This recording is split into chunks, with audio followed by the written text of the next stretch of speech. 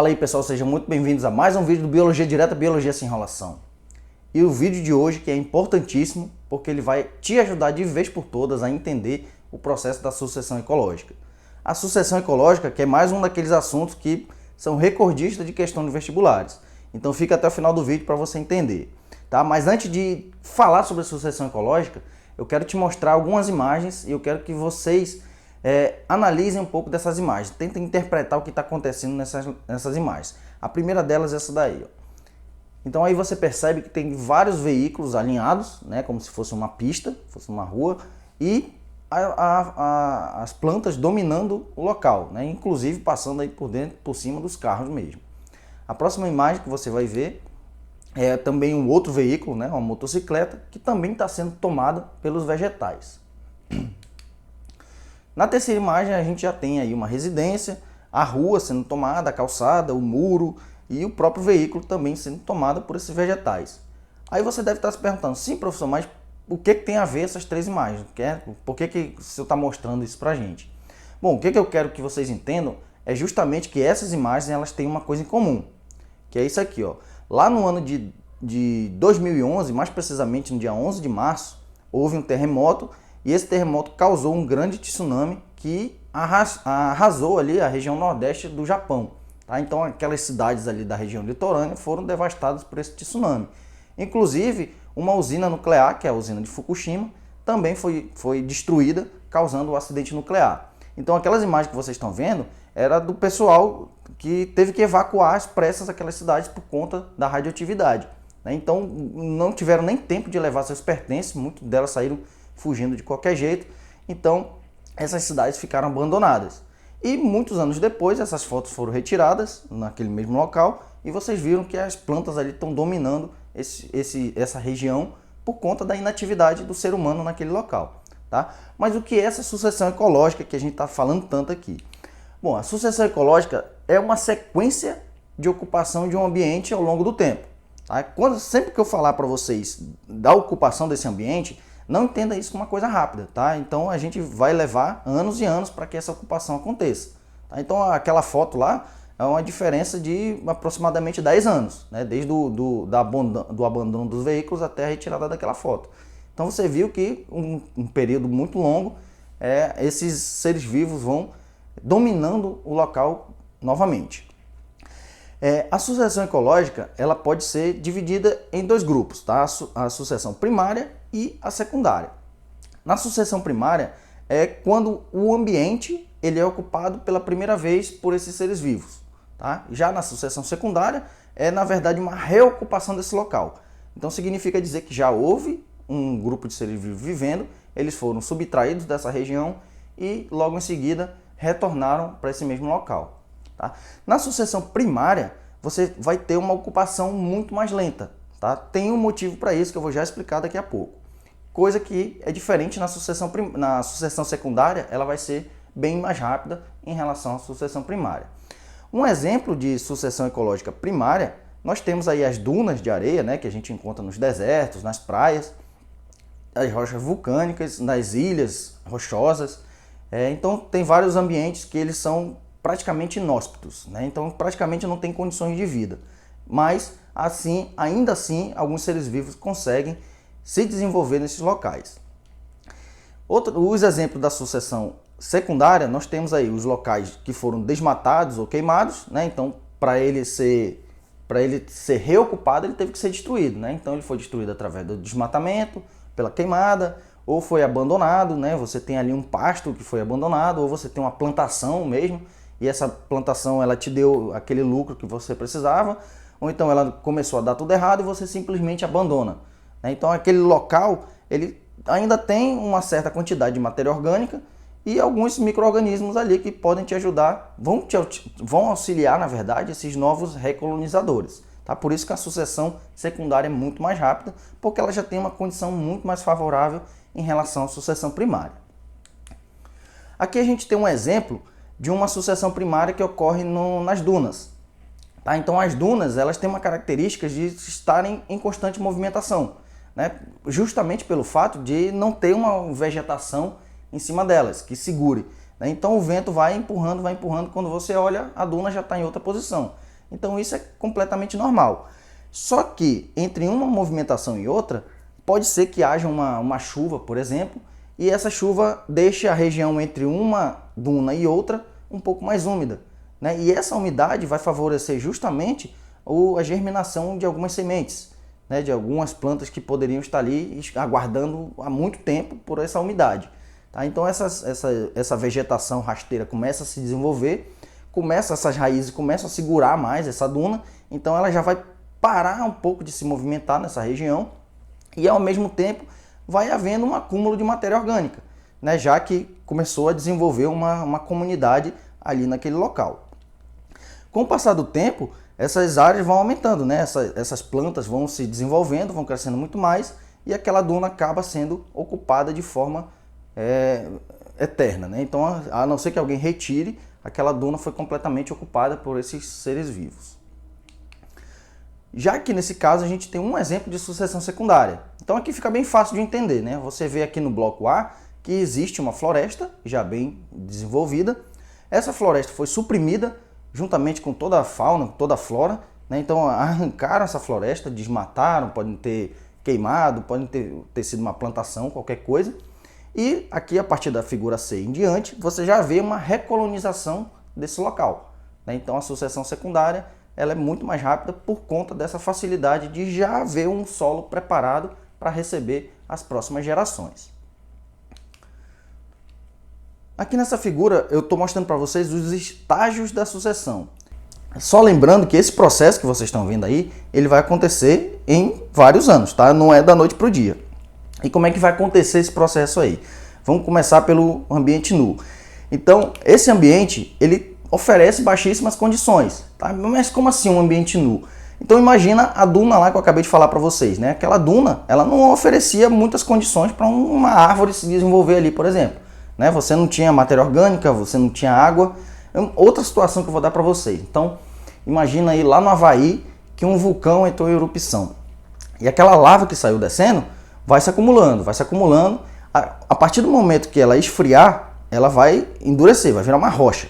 Então aquela rocha ali, ela não tem condições de crescimento de grandes árvores, por exemplo. Então você não tem todas aquelas condições de matéria orgânica, de temperatura, de umidade para poder desenvolver um organismo como uma árvore. Então o que vai acontecer com esse ambiente? Segue aí na imagem. A gente vai ver que esse ambiente, como ele oferece baixíssimas condições, são poucos os seres vivos que conseguem se desenvolver. Então aqui, ó, nessa imagem você consegue perceber que em volta você até tem uma vegetação, mas lá na rocha praticamente não existe essa vegetação, né, por conta dessa dificuldade aí. Então, mas alguns seres vivos conseguem ainda sobreviver nessas condições, tá? Que são os da comunidade pioneira, ou ESSESI. Esses seres vivos são, por exemplo, aí as gramíneas, os líquens, que são, na verdade, relações ecológicas mutualísticas entre algas e fungos, né? Então, eles conseguem tolerar bastante calor e pouca umidade. Então, eles são seres muito, muito resistentes, tá? Aqui, ó, a gente consegue ver uma aproximação daquela rocha, você consegue ver esses líquens aí, que são seres vivos bem minúsculos mesmo, mas que eles vão se acumulando e eles acabam, por consequência, acumulando uma matéria orgânica próxima a eles e, ao mesmo tempo, retendo um pouco dessa umidade. Com isso, ele vai favorecendo o ambiente para as próximas gerações, né? Essas próximas gerações já serão as gerações intermediárias, também conhecidas como série. Esses seres intermediários, eles já são um pouco mais desenvolvidos, pelo menos em tamanho, vamos dizer assim, né? Então você já vai ter seres arbustivos, você vai ter pequenas plantas. Aí com essas plantas, esses seres já começam a aparecer insetos que consomem essas plantas, alguns animais herbívoros, alguns animais que consomem esses insetos. Então vocês estão vendo que a comunidade vai começando a se desenvolver e logo vai atraindo outros seres para esse local. Então a biodiversidade acaba aumentando ali naquele local, né? Lembrando que essa comunidade intermediária, ela também ainda é muito tolerante ao calor, né? Já que você tem pequenos arbustos nessa região. E eles também precisam de muita umidade. Então olha aí essa comunidade de seres vivos intermediários. Como você está vendo que são muitos arbustos, você vê que a incidência solar ainda é muito grande, né? Você tem pouca sombra, mas ao mesmo tempo você vê que eles já conseguem reter uma grande quantidade de umidade. Isso vai favorecer o desenvolvimento da matéria orgânica e, consequentemente, vai trazer novos seres vivos para cá.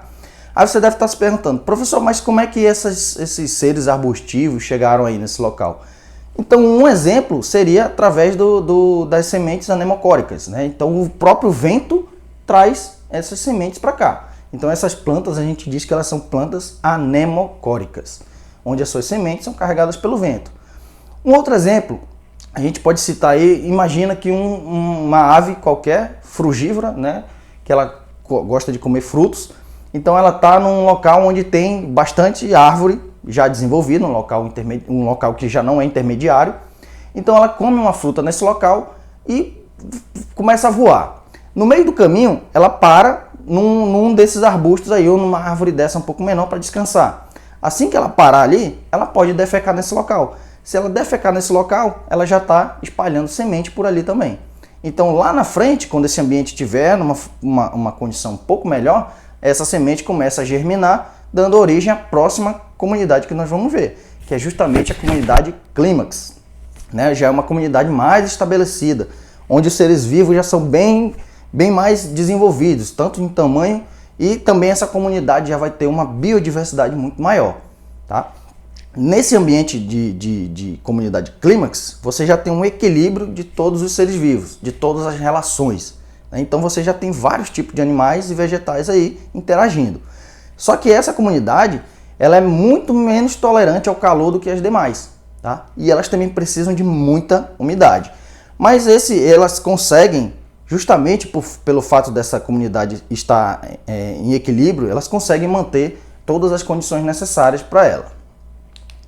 Aqui, ó, vocês podem ver, inclusive, uma comunidade clímax, né, de árvores de grande porte, e muitos animais que a gente não está vendo aí, mas a gente consegue perceber que nesse local você vai ter uma grande quantidade de relações ecológicas, que é o que a gente vai falar justamente aqui. Então, perceba que nessa imagem, ao longo da sucessão, algumas situações vão aumentar e outras vão diminuir. É importante que você entenda isso, porque muitas das questões vestibulares estão focadas justamente no que a gente vai ver aqui, tá? Porque tem algumas coisas que parecem ser um pouco contraditórias. Mas a partir do momento que você entende, fica tudo mais fácil, beleza? Então entenda aqui, ó. Olha aí na imagem e entenda o que vai aumentando. Aumenta a quantidade de biomassa? Sim, por quê? Lá na rocha nua, você praticamente não tem nada de ser vivo ali, né? Então a partir do momento que eles vão trazendo condições de sobrevivência, essa biomassa vai aumentando, tá? Junto com a biomassa, a biodiversidade. Aquilo que eu falei para vocês. A partir do momento que você já tem plantas, você já tem alimento, outros animais começam a aparecer. Então essa biodiversidade também vai aumentando ao longo do tempo, ao longo da sucessão. À medida que esses animais vão chegando, é claro que eles vão competindo, eles vão interagindo entre si. Então as relações ecológicas também ficam mais estabelecidas e aumentam ao longo da sucessão ecológica.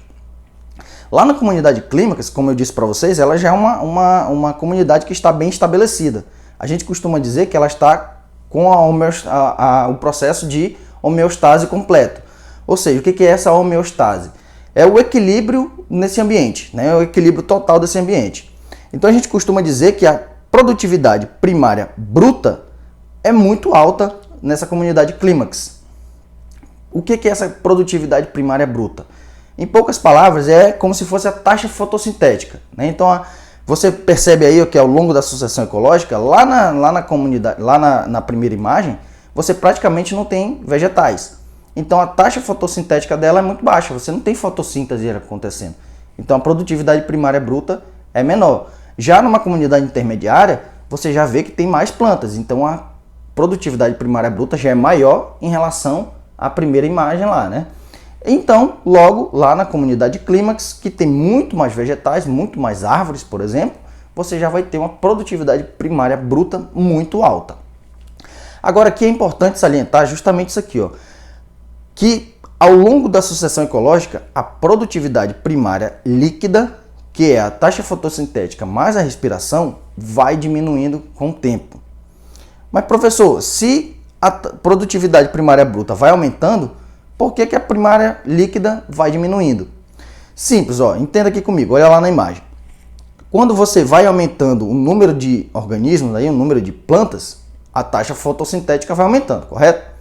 Só que assim, esses seres vivos, eles não vão viver sozinhos. À medida que eles vão se desenvolvendo, a biodiversidade vai chegando, tá? Então outros seres vivos, outros animais também vão chegando para consumir justamente esse oxigênio que está sendo produzido lá na fotossíntese.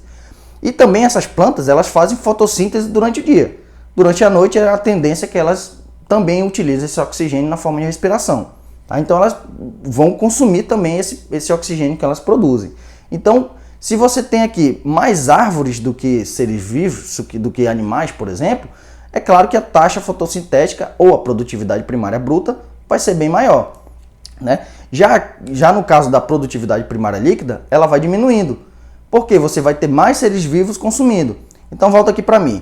Então imagina só, você está produzindo muita oxigênio aqui na fotossíntese, e a sua produtividade primária líquida, como você não consome muito esse oxigênio, ele vai se acumulando.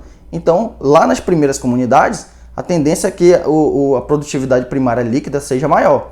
Só que à medida que você vai aumentando o número de indivíduos, ali, o número de organismos nesse local, a tendência é que a sua produtividade primária líquida vai diminuindo até ficar mais ou menos igual à produtividade primária bruta, que é justamente o equilíbrio que eu falei lá na homeostase. Tá? É por isso que a comunidade clímax ela está em homeostasia, tá? Porque você tem todos esses seres vivos interagindo entre si. Então, uma comunidade ela é considerada clímax quando ela é autossustentável. Tá? Então, ela consegue se manter sozinha. E ela também vai ser muito mais estável que as demais. Né? Imagina só, você está numa floresta, você retira uma árvore, você retira uma onça, você retira uma cobra dali. Então, esse ambiente não vai sofrer tanto por causa disso. Rapidamente, eles vão conseguir repor esses seres vivos. Diferente de uma comunidade pioneira. Né? A comunidade está começando a surgir, você vai e limpa aqueles seres vivos que estão começando a colonizar. Então o que vai acontecer? Eles vão ter que começar tudo do zero. Então vir lá de novo. Por isso que a comunidade clímax ela é mais estável e mais resistente a essas mudanças, tá certo? Então galera, não esqueça de curtir, de comentar. Se você tiver alguma pergunta, deixa aí nos comentários ou então siga a gente lá no Instagram, tá? Assim que der tempo, eu vou responder para vocês as suas questões. Se você gostou, curte o vídeo, curte o canal, bate no sino e até a próxima.